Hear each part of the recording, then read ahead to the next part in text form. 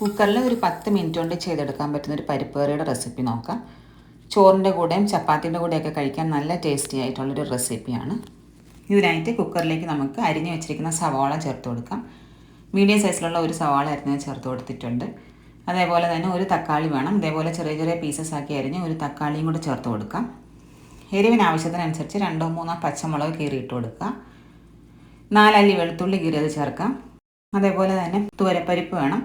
ഒരു 3/4 കപ്പ് തുവരപ്പരിപ്പ് നന്നായിട്ട് 2-3 തവണ കഴുകി എടുത്ത് വെച്ചതാണ്. അതും കൂടി നമുക്ക് കുക്കറിലേക്ക് ആഡ് ചെയ്യാം.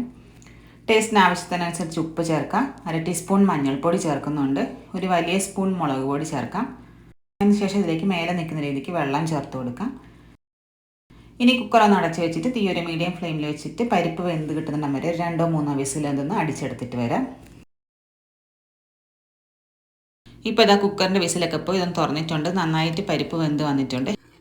ഈ സമയത്ത് വീണ്ടും ഗ്യാസ് ഓൺ ചെയ്തിട്ട് ഉപ്പൊക്കെ അഡ്ജസ്റ്റ് ചെയ്ത് കൊടുക്കുക. അതേപോലെ തന്നെ കൺസിസ്റ്റൻസി അനുസരിച്ച് വെള്ളം വേണമെന്നുണ്ടെങ്കിൽ വറ്റിച്ചൊക്കെ എടുക്കുക, അല്ലെങ്കിൽ വെള്ളം കൂട്ടി ആഡ് ചെയ്ത് കൊടുക്കുക. അതിനുശേഷം ജീരകവും വറ്റൽമുളകും പൊട്ടിച്ചതും ചേർത്ത് അരിഞ്ഞു വെച്ചിരിക്കുന്ന മല്ലിയിലയും കൂടെ ചേർത്താൽ നമ്മുടെ കറി ഇവിടെ റെഡി ആയിട്ടുണ്ട്. നല്ല ടേസ്റ്റി ആയിട്ടുള്ള റെസിപ്പിയാണ്. നിങ്ങൾ ഒന്ന് ട്രൈ ചെയ്ത് നോക്കുക.